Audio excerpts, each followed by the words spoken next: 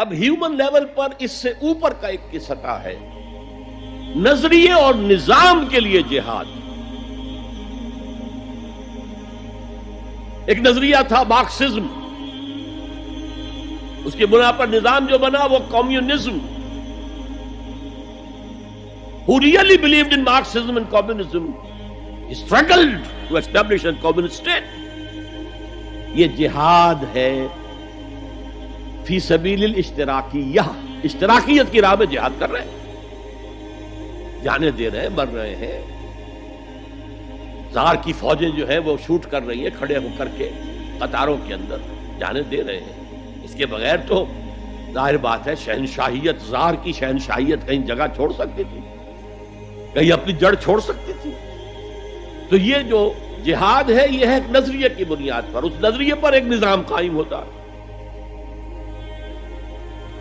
جس نظریے میں وہ بلیو کرتے ہیں کہ یہی حق ہے، یہی انسان کے لیے بہتر ہے، اسی میں عدل ہے، اسی میں انصاف ہے، اس کو قائم کرنے کی جد و جہد کرنا ان پر فرض. نہیں کرتے تو آپ کہیں گے ایسے ہی جھوٹ موٹ کو بنا پھرتا ہے کمیونسٹ، اس کی تو ساری دوستیاں، اس کے سارے تعلقات جو ہیں وہ تو کیپٹلسٹ کے ساتھ تھے، تو ان کے تنخواہیں لیتا. آپ کہتے کہ نہیں کہتے؟ یہ ہے جہاد.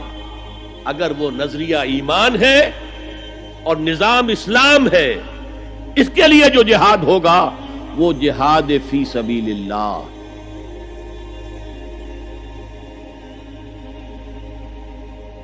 کسی اور مقصد کے لیے جہاد کو آپ جہاد فی سبیل اللہ نہیں کہہ سکتے. آپ ڈیموکریسی کے قیام کے لیے کسی بادشاہت کو ختم کر کے ڈیموکریسی کا نظام قائم کرنا چاہتے ہیں، جہاد ہے، جہاد فی سبیل الدیمقراطیہ، جہاد for the cause of democracy, جہاد فار دی کاز آف اشتراکیت. اسی معنی میں قرآن مشرکین مکہ کو بھی مجاہد قرار دیتا تھا. وہ تھے مجاہدین فی سبیل الشرک، جانے نہیں دے رہے تھے، کیا قربانیاں نہیں دے رہے تھے؟ وہ اپنے عقیدے کے لیے، اپنے نظریے کے لیے، اپنے نظام کے لیے جانے دے رہے تھے. تو یہ ہے جہاد نظریے اور نظام کے لیے. پھر میں تیسری مرتبہ دوہرا رہا ہوں، اگر وہ نظریہ ایمان ہے اور نظام اسلام کا ہے، قائم کرنا پیش نظر ہے، تو وہ ہے جہاد فی سبیل اللہ. اب اس کے 3 لیولز ہیں اور ہر لیول پر 3 سب لیولز ہیں. سب سے پہلا جہاد فی سبیل اللہ کا مرحلہ ہے کہ ایمان دل میں آ گیا تو ایک کشاکش اندر شروع ہو جائے. میں اگر فرائیڈ کی اصطلاح استعمال کروں تو ایگو اور اڈ یا لبیڈو میں تصادم ہوگا. آپ کے نفس کی خواہش کچھ اور ہے، ایمان کہتا ہے غلط. کشاکش ہوگی کہ نہیں؟ یہ اندرونی جہاد ہے اپنے نفس کے خلاف. جیسے فرعون نے کہا تھا الیس لی ملک مصر وہذہ الانہار تجری من تحتی، کیا میں بادشاہ نہیں ہوں مصر کا؟ مصر کی حکومت میری نہیں ہے؟ اور کیا یہ ساری نہریں جو ہے میرے نظام کے تحت نہیں چل رہی؟ اسی طرح برا نہ مانیے، ہمارا نفس کہتا ہے یہ جسم میرا ہے، میری ملکیت ہے، اٹس مائی ڈومین، میری خواہش پوری کرنی ہوگی. جیسے اس نے کہا میں نہیں جانتا کوئی خدا ہے میرے سوا اور میرے اوپر، میں نہیں مانتا. نفس بھی کہتا میں نہیں ماننے کو تیار، کیا حلال ہے کیا حرام ہے، کیا جائز ہے کیا ناجائز، میری خواہش پوری کرو.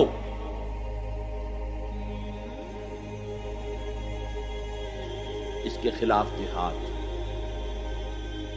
یہ پہلی منزل کا جہاد ہے.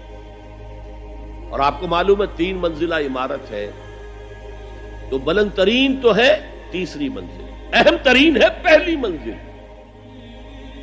پہلی منزل بنے گی تو دوسری بنے گی، دوسری ہوگی تو تیسری بنے گی نا.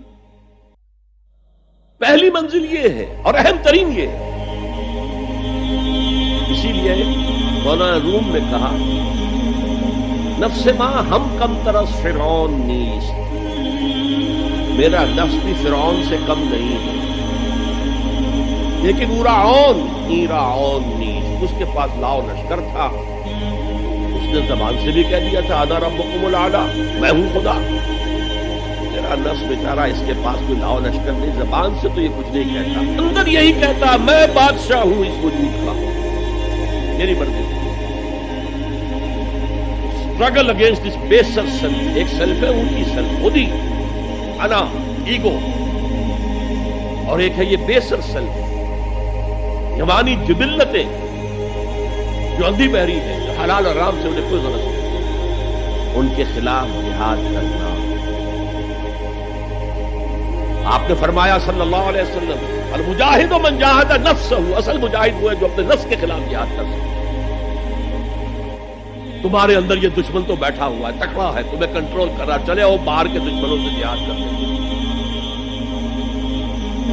تم نے ٹانگے کو گھوڑے کے آگے باندھ دیا۔ اور ایک دفعہ حضور سے پوچھا گیا ای الجہاد افضل یا رسول اللہ، اے اللہ کے رسول سب سے افضل جہاد کون سا ہے؟ فرمایا ان تجاہد نفسک فی طاعت اللہ، اپنے نفس کے خلاف جہاد کرو، اسے اللہ کا مطیع کرو۔ یہ جو اندر کی کشمکش ہے، کشاکش ہے، جہاد فی سبیل اللہ کا نقطۂ آغاز، اللہ کا مطیع بنانا ہے نفس کو۔